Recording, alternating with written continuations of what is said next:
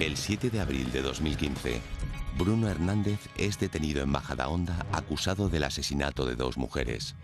La primera era su tía Liria, la segunda, su inquilina, una chica argentina llamada Adriana.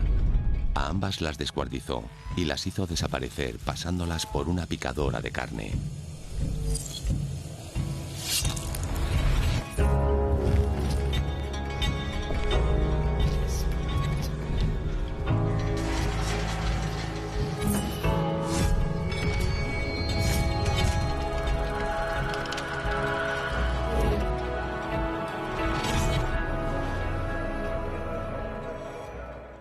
Como saben, esta investigación se inició cuando un ciudadano argentino denunció el pasado 6 de abril la desaparición de su hermana Adriana ante la imposibilidad de ponerse en contacto con ella. Los agentes de la Guardia Civil encontraron restos de sangre en la casa de Majadahonda en la que residía la mujer. Los agentes, durante el registro, encontraron en el sótano cuchillos de carnicero, cuchillos de caza y, lo más inquietante, una máquina de picar carne. Voy a mencionar simplemente una frase que dijo uno de los guardias civiles que en calidad de perito judicial compareció en la vista oral para dar su punto de vista. Cuando entramos allí, el olor a sangre y a carne era evidente. Realmente lo que olían los guardias civiles de la policía científica era un olor a matadero.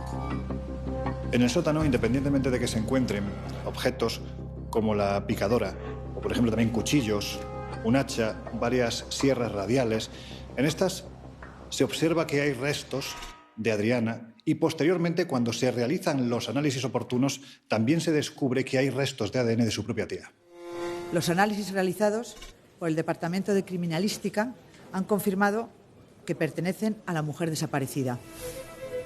Y en estos momentos el casero de la vivienda, de 32 años y nacionalidad española, está detenido por su presunta implicación en la desaparición, imputado por un delito de detención ilegal.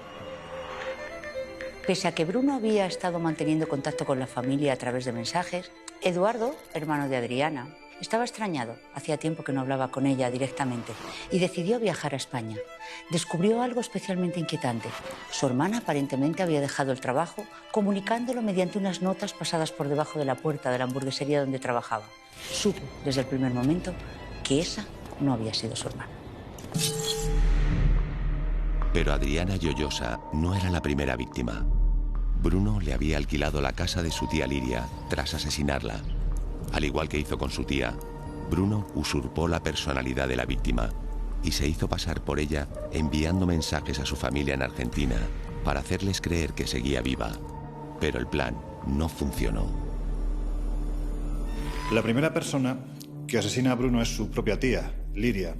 De hecho, yo entiendo que para no levantar sospechas en el entorno en el que ésta vivía, por un lado, empieza a falsificar su firma, a mover sus cuentas, como si su tía se hubiera desplazado a otra parte de España.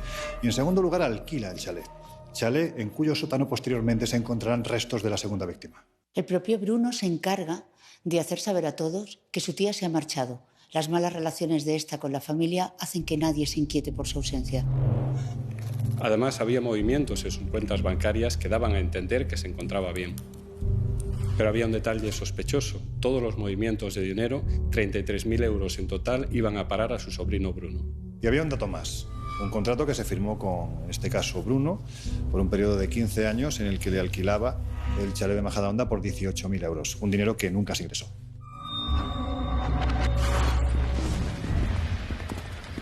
Hasta el momento de la detención, Bruno vivía con su padre, que regentaba un bar en Móstoles, una población cercana a Madrid. Los vecinos ya le habían escuchado en alguna ocasión pegar gritos y salir al balcón invocando a Satanás. Los vecinos se quejaban de eso, de que salía al balcón y se ponía a chillar y esas cosas. Ruidos muchísimo, sobre todo por las noches era horroroso. Mucho gritaba Lucifer, cambiaba la voz, pero eso era todo, vamos, eso es un mundo y no es satánico, no es una persona que tiene algo que ver con la magia negra o como quieren llamar esto. Compraba animales en una tienda de mascotas cercana para luego sacrificarlos en casa. ¿cómo una persona que tiene miedo a un chihuahua puede hacer daño a un animal?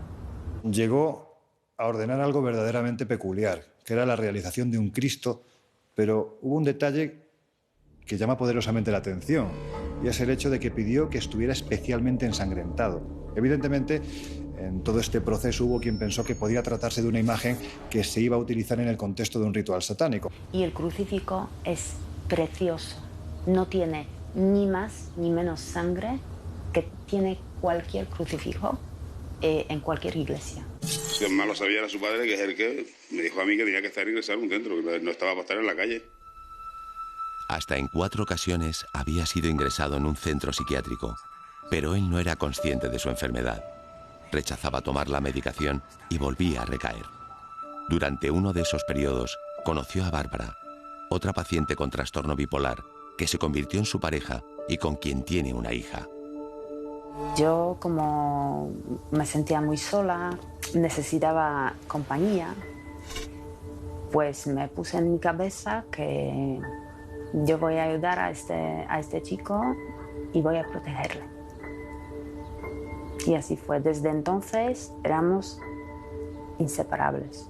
O sea, yo le daba protección y él me daba protección. Bruno, dentro de lo que yo entiendo que es su propio delirio, está convencido de pertenecer a una hermandad secreta, vamos a decirlo así, a la que denomina ER, que se dedicaría a operaciones de altísimo secreto. Incluso llega a la conclusión de que personajes, por ejemplo, de la política o de la banca de aquel tiempo, formarían parte de la misma por el mero hecho de que la E y la R aparece o bien en su nombre o bien en sus apellidos. Por ejemplo, Esperanza Aguirre, Silvio Berlusconi o los banqueros Rockefeller. Esto nos da una idea de hasta dónde podría llegar el delirio esquizoide de esta persona. Venía historias que no tenían sentido y toda la gente pues le dejaba solo. A mí me parecía gracioso. Él no parecía enfermo, parecía un niño pues jugando con su imaginación. Siempre se despedía de volveré, Verónica, volveré, porque me llamaba Verónica, porque claro, Bárbara no entraba en su mundo. Entonces tuvo que ponerme un nombre para que para él tiene la letra E y R. Lo que Bruno tenía eran unas claras ideas delirantes, es decir, unas ideas, insisto, falsas, pero él estaba convencido, absolutamente convencido, y además era imposible desmontarlas mediante el razonamiento lógico de que él pertenecía a una especie de hermandad, que había todo un entramado a su alrededor y que él tenía una misión. Y eso, evidentemente, estaba ahí y motivaba en gran medida su actuación. Esto le pasa mucho a los pacientes esquizofrénicos. Actúan guiados por esas ideas que son, insisto, y es muy importante que esto quede claro, irrebatibles, irreductibles. Mi hijo, a raíz que la conoce a ella, es cuando empieza con la manía esta de leer, y es cuando mi hijo, o sea, me hace un llamado y con mi hijo el pequeño pues grabamos, porque fue la única vez que yo vi a mi hijo, pero mal realmente, ¿no? Con una crisis, decía tonterías solo con Entonces escuchaba una risa de fondo, una mujer, la llamaba Verónica, y claro, yo no sabía quién era Verónica. Y le preguntaba a él quién era Verónica y me dice, es una hermana de la hermandad. Se escuchaba reír, esta risa que no estás bien, ¿sabes? Así algo, pero yo no sabía realmente quién era. Conoce a su pareja, a Bárbara, y ahí es cuando realmente vemos que mi hermano pues está mal. Entonces mi hermano le dice mother continuamente, super mother, a mi abuela se refiere como la grandmother, dice cosas muy, muy raras, y luego de fondo se escucha la risa de una mujer y mi hermano como diciéndole, no, para, Verónica, Verónica, para. Entonces, claro, decíamos, ¿pero quién es Verónica? Si su novia se llama Bárbara. Hasta que un día, bueno, mi madre le pregunta a Bárbara, ¿quién es Verónica? Porque Bruno me habla de una tal Verónica, pero no sé quién es. Entonces, Bárbara se echa a reír y dice, no, es que Verónica soy yo. Bueno, la esquizofrenia no es la esquizofrenia, son las esquizofrenias, porque es un grupo de enfermedades a veces diverso. La más conocida es la esquizofrenia paranoide. Se caracteriza porque la persona que la sufre, que la padece, tiene unos comportamientos muy extraños, tiene unas ideas absolutamente delirantes, llamamos, son ideas falsas, irrebatibles a cualquier razonamiento lógico, y además actúan de una forma que llama mucho la atención, se aíslan del mundo, empiezan a tener su particular y peculiar vida interna, y a partir de ahí pues pueden surgir una serie de hechos, en algunos casos pues muy graves o lamentables, y en otros pues son conductas de aislamiento sin perjudicar a terceros. Esas mismas enfermedades mentales, en ocasiones, han sido tomadas como si realmente la influencia del maligno, el mal, hubiera entrado en la persona. Por eso, en otros tiempos, determinadas enfermedades mentales se combatían ni más ni menos que con exorcismos. Y ojo, no estamos remontándonos a la Edad Media. Es que, por ejemplo, en España, en la primera mitad del siglo XX, había lugares como el Santuario de la Balma, en Castellón, donde cuando llegaba la época de la romería, a primeros de septiembre, miles de personas se reunían allí convencidos de estar poseídos por el demonio, porque solo la talla de la Virgen de la Balma y quienes allí estaban podrían obrar el milagro, que era ni más ni menos que sanarlas o sanarlos mediante el exorcismo, cuando realmente estamos hablando de una enfermedad mental que posteriormente la propia psiquiatría pues acabaría descubriendo. La esquizofrenia, como otras enfermedades mentales, sí pueden verse agravadas por sucesos o vivencias que pueda padecer el sujeto a lo largo de su vida. Vamos a ver, los traumas en la infancia, los conflictos, el estrés que un niño vive entre el nacimiento y los 10 primeros años de su vida son determinantes para la conducta posterior. Ahora bien, no podemos olvidar que la esquizofrenia es una psicosis, igual que otro tipo de patologías mentales. Tenemos un trasfondo genético. Que se exprese antes o más tarde, que sea más virulenta o menos, que predominen unos síntomas u otros, eso es lo que va a depender de lo que llamamos epigenética, del entorno, del ambiente, de las circunstancias educacionales, del tipo de familia, del estrés. Bruno lo secuestró su padre cuando tenía 3 años. Se lo llevó a Estados Unidos, México, estuvo todo por ahí. Estuve poniendo denuncias y eso, pero el niño, nada, que no aparecía. Siempre me decían hoy, mañana, pero nada. Y yo es que me la pasaba en comisaría más que en mi casa, todos los días y venga, venga. Y nada, y fue pasando el tiempo y bueno, me decido a escribir al programa ¿Quién sabe dónde?, a Paco Lobatón. Y así comienza su vida de mujer y pronto la de madre. Con 18 años nace su primer hijo, Bruno. Para mí es lo más grande, lo más lindo de toda mi vida. En el comienzo de Quién sabe dónde, en los años 90, el caso de Bruno sí fue uno de los casos de bebés que habían sido víctimas de un secuestro parental y su madre acudió al programa para que intentáramos dar con su paradero.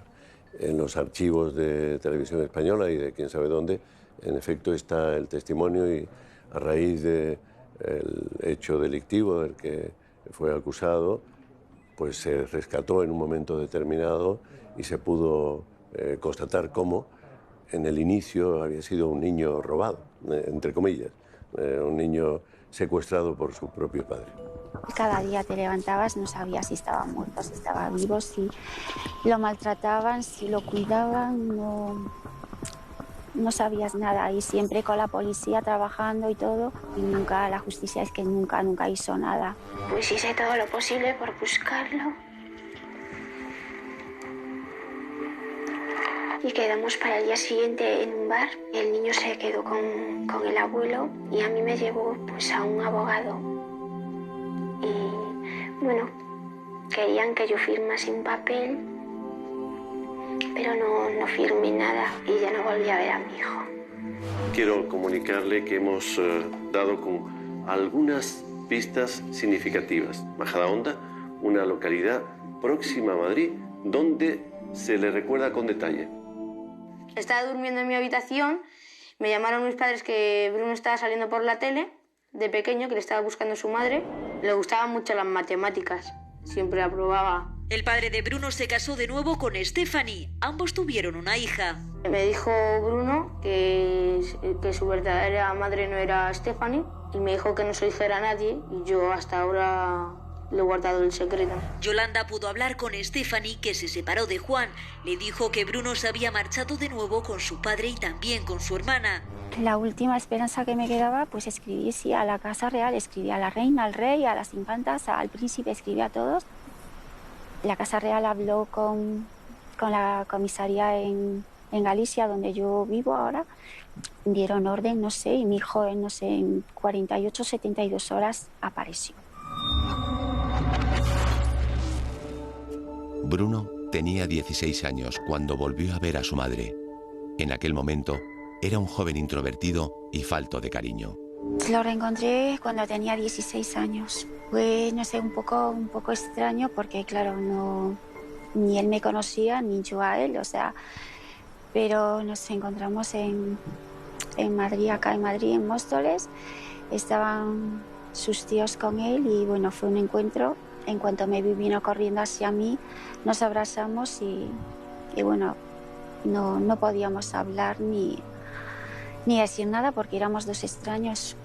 Empezamos a recuperar el contacto y todo eso costó mucho porque, claro, a él le habían dicho que yo lo había abandonado, que me había muerto, cosas así. Y él pensó que yo nunca lo había buscado y sí, lo estuve buscando durante 13 años. Nosotros pensábamos que había sido, bueno, pues un niño con una infancia normal, pero no fue así. Cambiaba de colegio cada poco tiempo, siempre escapando. Nos enteramos de que incluso tuvo que cruzar, bueno, la frontera de México con Estados Unidos ilegalmente. Y es eso, nunca pudo tener amigos. O sea, una infancia dura realmente. Le pegaban incluso, lo llegaron a meter en sótanos, encerrado. O sea, tuvo que ser muy duro lo que mi hermano vivió. Una infancia muy mala porque le pegaban, lo castigaban y, bueno, la verdad fue duro. En el caso de Bruno nos encontramos una infancia realmente complicada, una infancia donde hay una ausencia de figuras de referencia, donde tenemos un estrés mantenido y constante, donde hay unos posibles presuntos malos tratos severos. Esto llega a producirle a esta persona un estado de anomalía estructural. Pero tiene que haber un condicionante previo. Para que se dé el salto a la locura, que es lo que es la esquizofrenia, las palabras duras que son muy expresivas, hace falta que tengamos una base mórbida. Durante los años que estuvo secuestrado por su padre, Bruno vivió una auténtica pesadilla que le había convertido en una persona muy miedosa.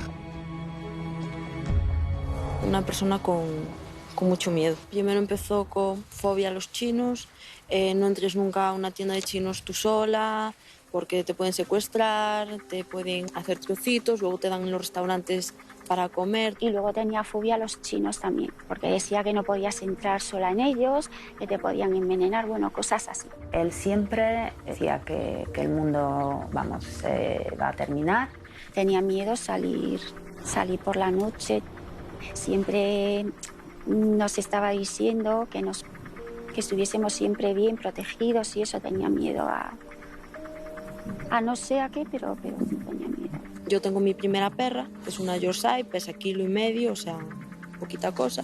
Y cuando él viene de visita a Galicia, ella es muy escandalosa, ladra mucho. Entonces la reacción de mi hermano es siempre sentarse en una silla, levantar los pies para arriba y decirme, apártamela, me va a morder, recógele el pelo para arriba, que no me ve, no me reconoce, le tengo miedo. Tenía fobia a los perros, porque yo tengo perritos yorkies y les tenía miedo. El comportamiento de Bruno se va haciendo cada vez más extraño y va dando muestras evidentes de padecer una enfermedad mental. Tiene trastorno compulsivo obsesivo. Tiene miedo a los gérmenes, tiene miedo a las bacterias, tiene miedo a darte la mano. Se lava las manos cientos de veces al día. Personas normales no lo hacen. Abre la tapa del váter con el pie. Era obsesivo prácticamente con todo. Era pura obsesión. Y la enfermedad pues le comía. Poco a poco le comía, hasta los momentos que perdía totalmente la realidad y vivía en su ficción, en su mundo. Bruno, como muchos otros pacientes psicóticos, se mueven en dos realidades.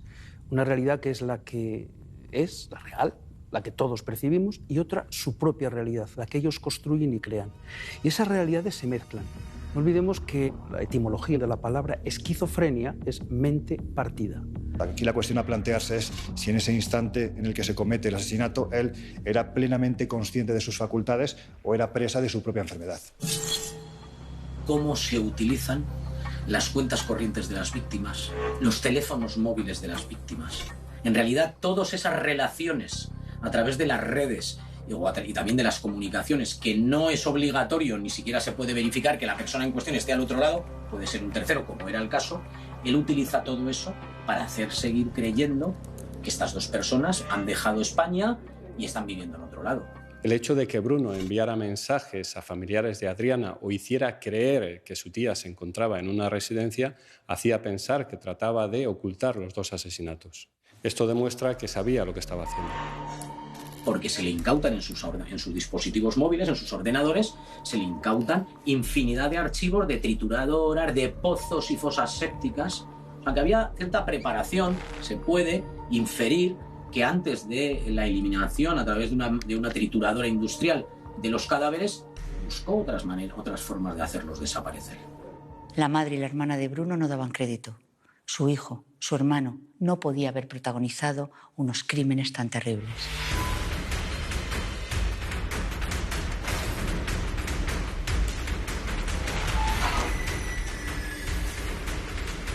Violento nunca, al contrario, siempre que estaba conmigo solamente quería que lo abrazase y lloraba como un bebé. Además, con sus hermanos bien, siempre fue muy cariñoso con todos, con la abuela, conmigo, o sea, con todos. Yo, el Bruno que yo conozco, no. O sea, el Bruno cariñoso, el Bruno amable, el Bruno, mi hermano Bruno, no.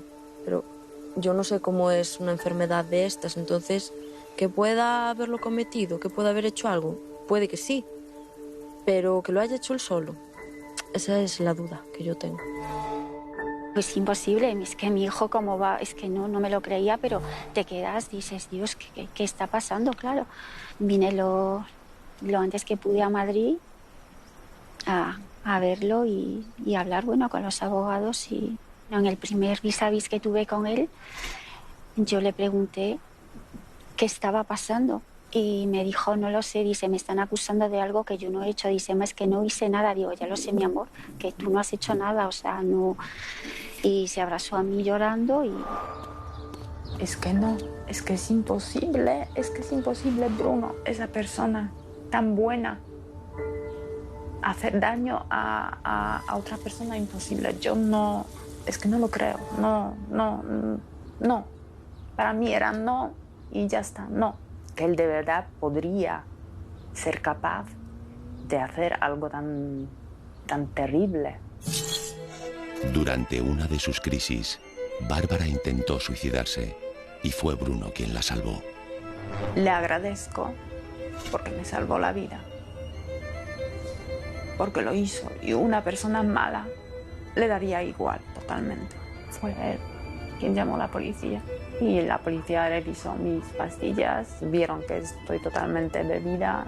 Estaba mi hija al lado y bueno, hablaron con ella también que tenga mucho cuidado. Yo creo que tengo una deuda muy grande y por eso también quiero estar a su lado.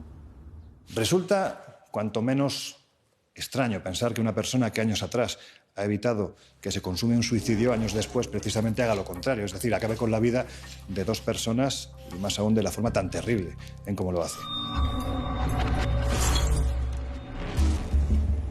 El 11 de septiembre de 2017 comenzó el juicio contra Bruno Hernández, conocido como el descuartizador de Majadahonda. Se le acusa de doble asesinato, pero su culpabilidad, según las pruebas presentadas, no parecía que esté en duda. Lo que realmente tenía que dirimir el jurado popular era si los asesinatos de Bruno estaban o no condicionados por su delirio. Y yo creo que es un delirio que es totalmente permanente, y lo creo porque lo han dicho los médicos forenses nuestros, lo dice el DSM-4 y 5, la ciencia forense, la ciencia de la psiquiatría forense y psicología forense dicen que este tipo de medidas tienen un delirio permanente en el tiempo y no tienen espacios en que están conscientes e inconscientes. Eso es lo que tendremos que debatir con los médicos. Que se acreditara o no se acreditara en el juicio la existencia de una enfermedad mental íntimamente relacionada con el desarrollo de los hechos delictivos no es baladí. Si Bruno se reconocía que había estado sumido en una psicosis durante la acción criminal o los 2 crímenes que se le imputan y que no era consciente de sus actos, habría sido absuelto. Pero se le habría impuesto una medida de internamiento, lo que llamamos una medida de seguridad, en un centro psiquiátrico penitenciario. Ahora bien, si se demostraba que Bruno no había estado o no tenía afectadas sus capacidades por esta enfermedad mental, sería juzgado como una persona normal. O, en todo caso, podría haberse establecido, que diríamos este estadio intermedio, que Bruno tenía en parte afectadas sus capacidades intelectivas y volitivas, pero no en su totalidad. Eso lo que haría es que se le aplicaría un atenuante y rebajaría en parte esa escala punitiva o esos años de condena. Durante el juicio se intentó demostrar si Bruno había sido consciente de lo que había realizado, si había sido consciente de sus actos. Lo que ocurre es que alrededor del caso empiezan a salir una serie de pruebas que da la sensación que todo estaba meticulosamente calculado. Es decir, él intenta borrar precisamente toda huella que lleve a pensar que ha acabado con la vida de estas 2 personas. Por ejemplo, escribe una carta mecanografiada al Burger King en el que trabaja una de las víctimas con la intención de, como si fuera ella misma, decir, me voy de viaje, no me vais a volver a ver. Es decir, evidentemente estamos viendo, ¿no?, que hay una serie de elementos que llevan a pensar que no fue una enajenación transitoria, sino que realmente aquello estaba muy calculado. Nosotros podemos encontrarnos con una persona que su lenguaje sea coherente, que sus planteamientos sean muy normales, que aparentemente no llame la atención para nada, y dentro, en su cerebro, en esas neuronas que están en la zona lóbulo-frontal, haber alteraciones en los neurotransmisores, en la dopamina, que son las que luego van a dar lugar a estas conductas tan complejas. Psicopatología entiende que la esquizofrenia paranoide es irreversible, cíclica, progresiva, y que en este caso se proyecta. El fiscal dice que era episódica, que tenía delirios en un momento y en otro no. Nosotros entendemos que es un delirio permanente y esa es la discusión del debate. Es muy difícil comprender o entender que ese delirio permanezca tantas horas como para que cada vez que él toma una decisión en torno a los crímenes de ocultamiento o de destrucción de pruebas, mucho antes de que le detengan, estuviera siempre bajo la influencia de esa enfermedad.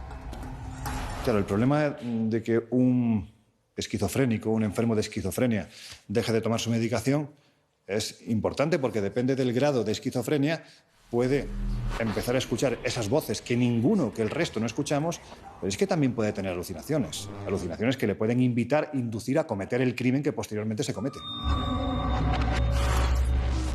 Un ejemplo de asesino en serie con enfermedad mental asociada es el de Richard Chase, esquizofrénico paranoide, cuyo padre alcohólico lo maltrataba. Estamos hablando de un personaje que se ha ganado con creces el sobrenombre del vampiro de Sacramento. Él llegó a la conclusión de que en un momento determinado sus órganos internos, el corazón se estaba haciendo más pequeño, el estómago se estaba pudriendo, en definitiva estaba abocado a una muerte inminente y la cura la encontró en la sangre. Padecía lo que llamamos hematodipsia, un trastorno del control de los impulsos consistente en la creencia del sujeto de que tiene que beber sangre, ya sea humana o de cualquier otro tipo, para mantenerse con vida. Uno de los momentos más terribles en la investigación de este criminal es cuando la policía se enfrenta al asesinato de una familia entera. Estamos hablando de una pareja de 27 años a la que Richard Chase asesina, también secuestra a su hijo de 6 años y al pequeño de 22 meses, y después de hacer unas tropelías que son absolutamente indescriptibles dentro del horror tan terrible que despliega ese día este asesino, pues es descubierto porque al parecer partes del cerebro del niño pequeño se le caen y la policía descubre que efectivamente están ante un cerebro humano perteneciente a un bebé e hilando llegan a los crímenes que ha cometido. Alegó en su defensa padecer delirios, alucinaciones auditivas y visuales. No en vano fue condenado, en todo caso, a muerte. No se acogieron esos alegatos y finalmente no se pudo ejecutar su sentencia porque se suicidó en prisión. Errol Ferguson también sufría delirios de persecución provocados por su esquizofrenia paranoide. Ferguson tenía lo que podemos denominar delirios persecutorios. Ello le llevó a intentar, en cierto modo, defenderse de esa persecución y un mal día se presentó en una casa diciendo que era miembro de la compañía eléctrica, llamó al timbre, accedió a ese hogar con la mala fortuna de que allí se encontraban 8 personas que no sabían que en ese instante se enfrentaban al peor de los destinos. Ferguson llegó a batir a 8 víctimas, 6 de ellas en un mismo acto. Empezó a padecer alucinaciones audiovisuales cuando tenía tan solo 13 años. Se le diagnosticó una esquizofrenia paranoide. Un año después, John Errol Ferguson volvió a disfrazarse, esta vez de policía, y acabó con la vida de una pareja. De hecho, a ella la violó y posteriormente asesinó a ambos. Finalmente fue ejecutado por inyección letal. Él creía ser un emisario divino. Antes de cometer sus crímenes había pasado en 2 ocasiones por ingresos psiquiátricos. Ferguson fue condenado a la pena capital, fue condenado a muerte. Esto generó una gran polémica y debemos de entenderlo, porque independientemente de que se demuestre que es un criminal, que, podemos decirlo así, se ha cebado con sus víctimas, no debemos de dejar a un lado que también estamos hablando de un enfermo mental. Por lo tanto, ¿hasta qué punto él estaba capacitado para entender el veredicto que estaba emitiendo el juez? Bruno Hernández también sufre esquizofrenia paranoide. Pero, ¿fue la enfermedad la que le hizo cometer semejantes atrocidades? Conociendo la enfermedad, yo no voy a juzgarle. No voy a decir ni no ni sí. Yo simplemente puedo decir, conociendo la enfermedad y cómo estaba Bruno, puede ser. A mí me lo dijo varias veces porque yo le pregunté y dice que él está ahí, que no sabe por qué lo tienen ahí. Lo están acusando de algo que él no hizo, que no... Lo que pasa es que, bueno, yo creo que él está encubriendo a alguien y no lo dice por miedo. Claro, yo creo que lo que tenemos que plantearnos es si en el momento en el que él empieza a escuchar una serie de voces que define como gritos satánicos, palabras como Lucifer, son conceptos muy potentes, la cuestión es si realmente ahí ocurre algo, vamos a decirlo así, en un ámbito de oscuridad, en un ámbito de maldad, o realmente estamos hablando de la propia enfermedad de Bruno. No toda persona que padece una esquizofrenia es plenamente inimputable. ¿Qué quiero decir con esto? Que se puede ser esquizofrénico, se puede ser un enfermo mental y pese a ello conservar parte de tu capacidad de responsabilidad penal. ¿Qué es lo que medimos cuando establecemos si alguien es responsable o no? Medimos su capacidad intelectiva y su capacidad volitiva. Es decir, ¿qué capacidad tenía usted de entender lo que estaba haciendo? De discernir entre el bien y el mal. ¿Sabía lo que estaba haciendo? Y luego su capacidad volitiva. Pese a que su entendimiento fuera completamente correcto, ¿ha sido capaz de adecuar su conducta a ese entendimiento? El día 12 de septiembre de 2017 declara Bruno Hernández acusado del doble homicidio. Lo indispensable era determinar si había matado conscientemente a su tía Liria y a su inquilina Adriana. ¿Cuándo vio usted a Liria por última vez? Hace años, no lo recuerdo. ¿Acompañó usted a su tía Liria a la notaría?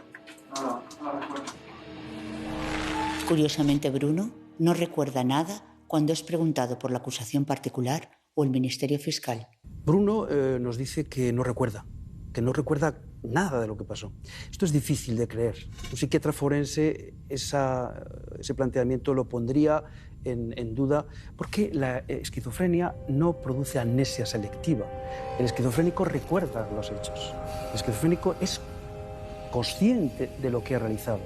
Lo que ocurre es que las explicaciones que nos da, las motivaciones para hacerlo, son las que son peregrinas y las que llaman la atención. Por tanto, yo creo que esa amnesia que Bruno refiere en el proceso y que se ha puesto muy de manifiesto, para mí me parece que es más una estrategia defensiva que una realidad clínica. Todo cambia cuando las preguntas las realiza el abogado defensor.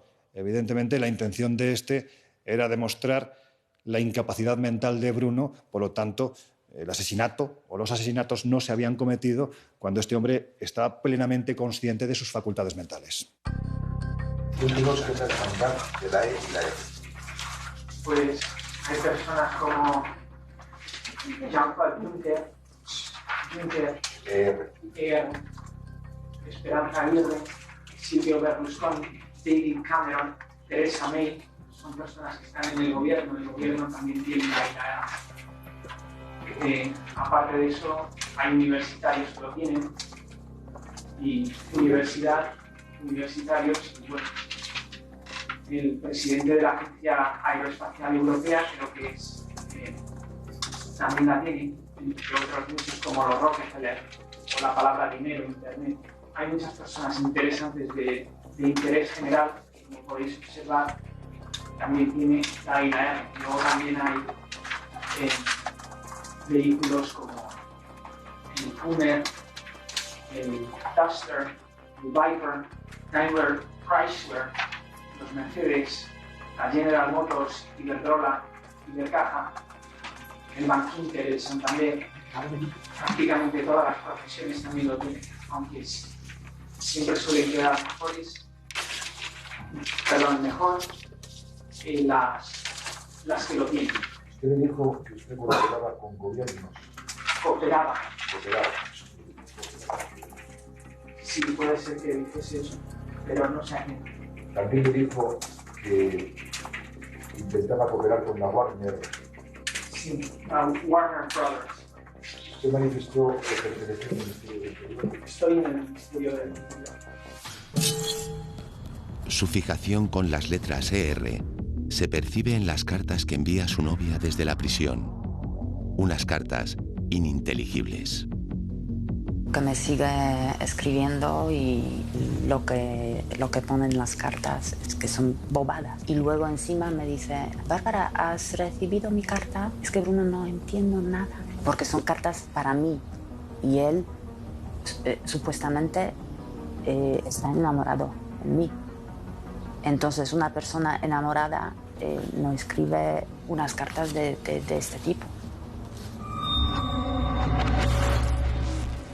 Tras 2 semanas, y después de analizar todas las pruebas y las declaraciones de los testigos, el jurado se retira para dar su veredicto.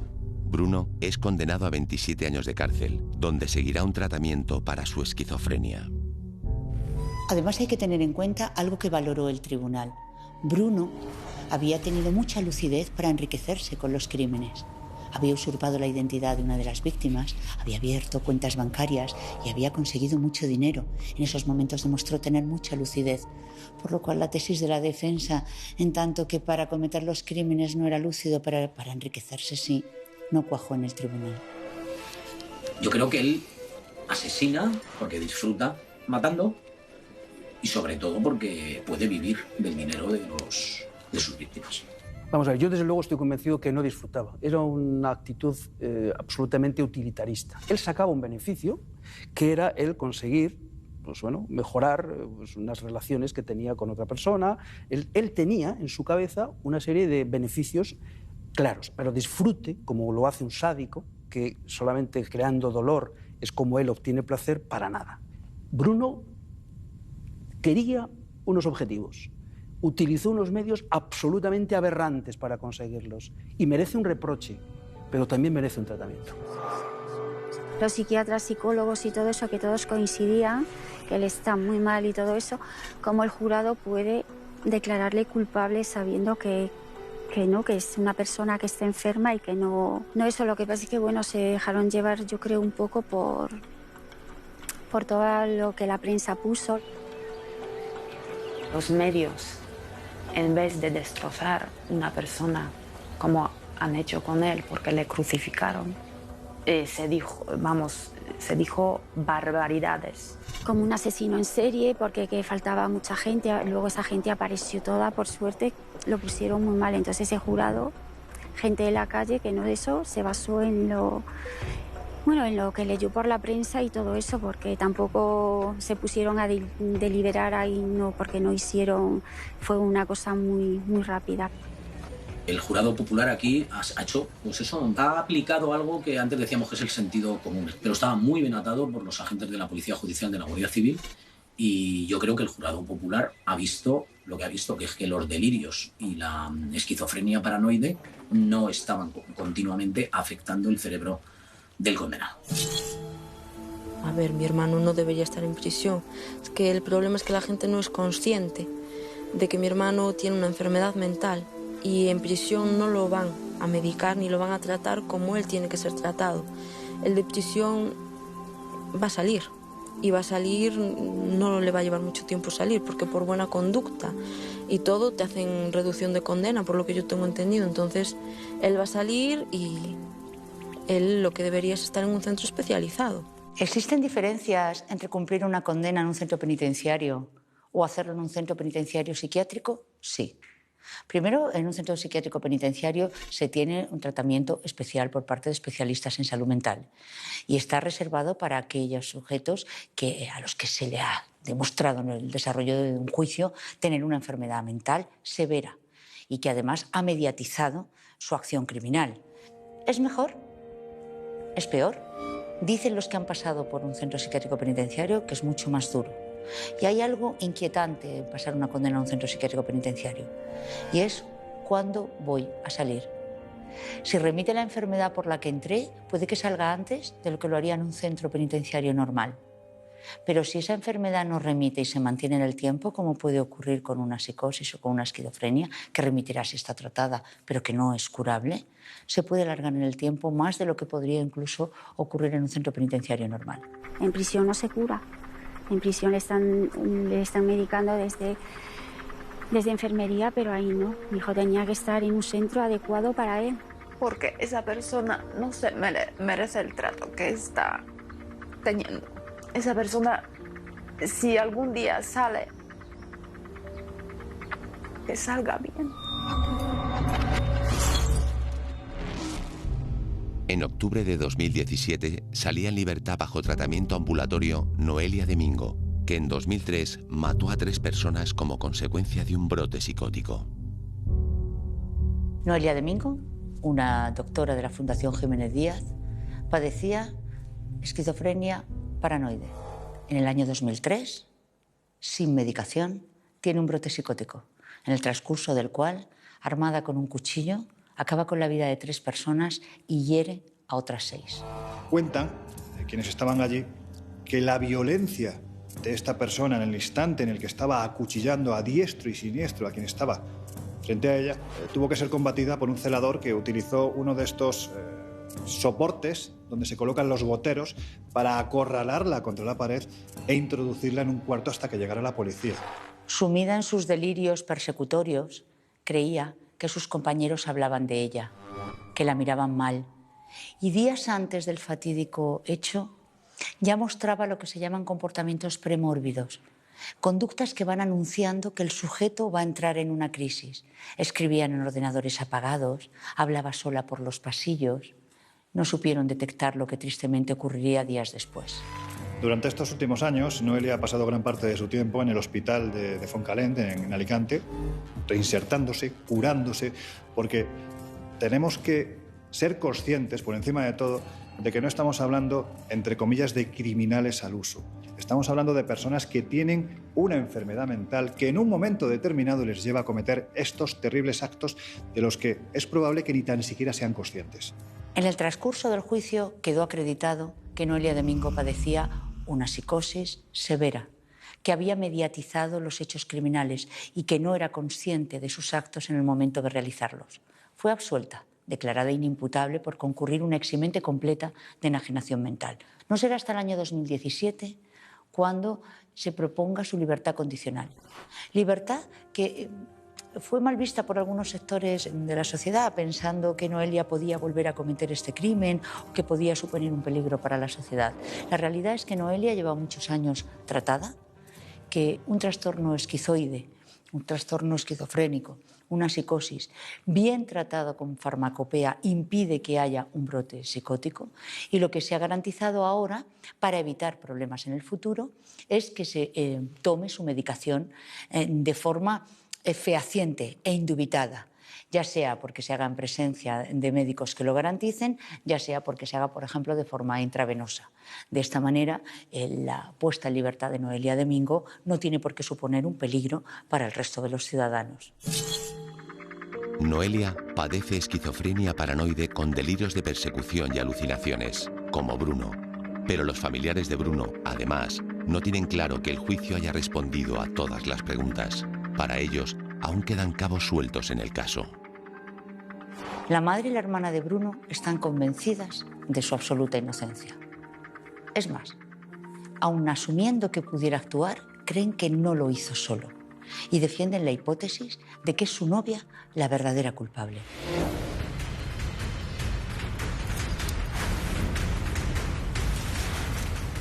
Creo que hay más gente implicada, tampoco sé quién, pero no me cuadra que una persona sola haya hecho todo de lo que lo acusa.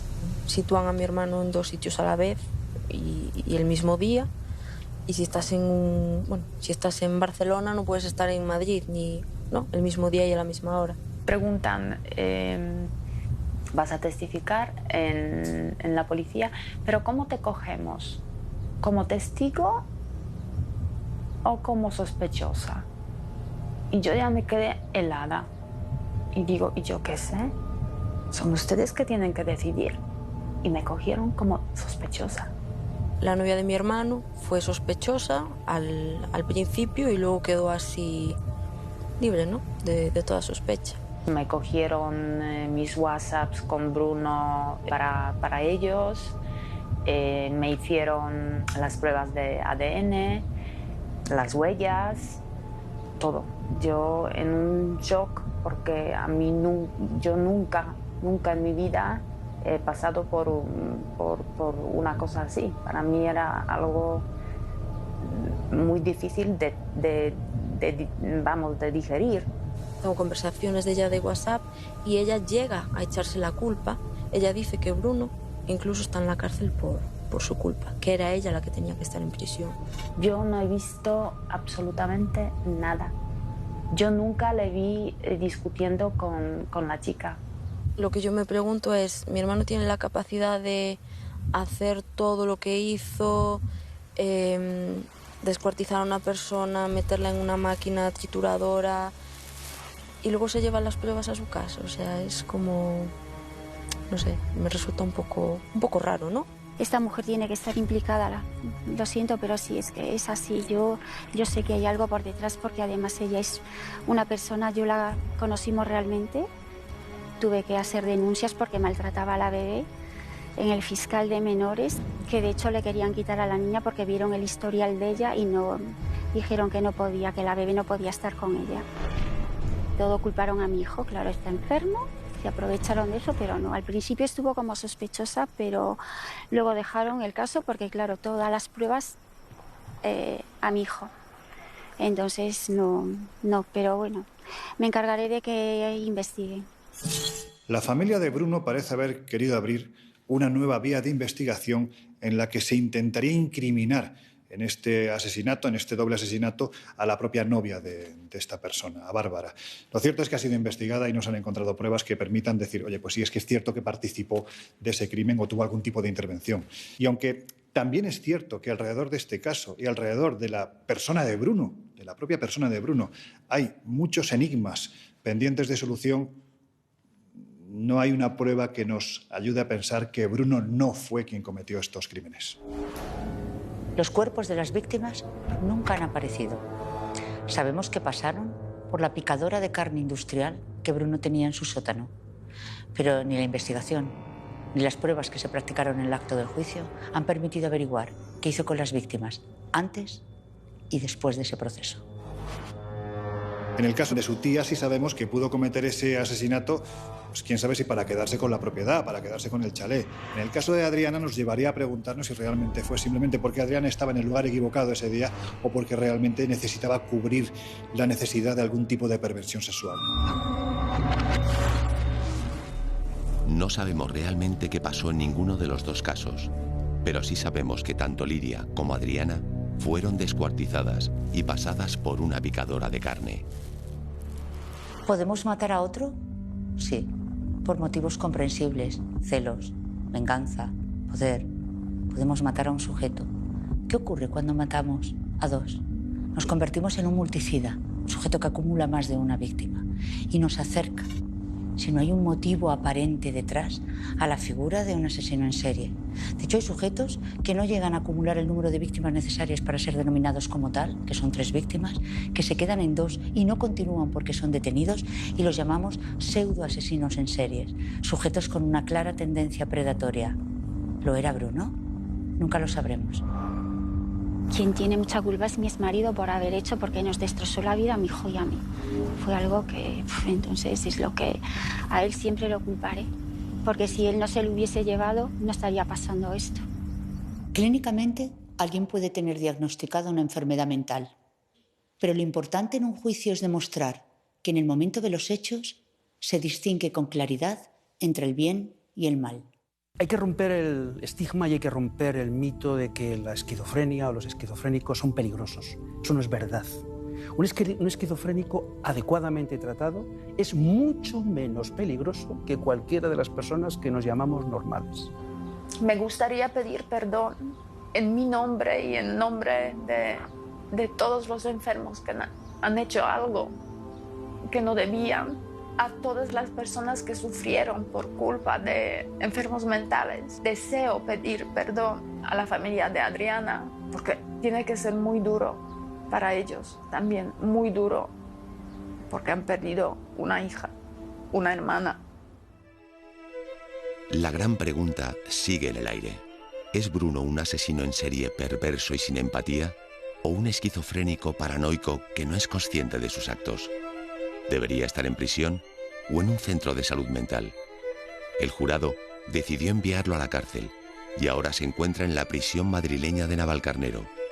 Todo parece indicar que pasará allí gran parte de su vida.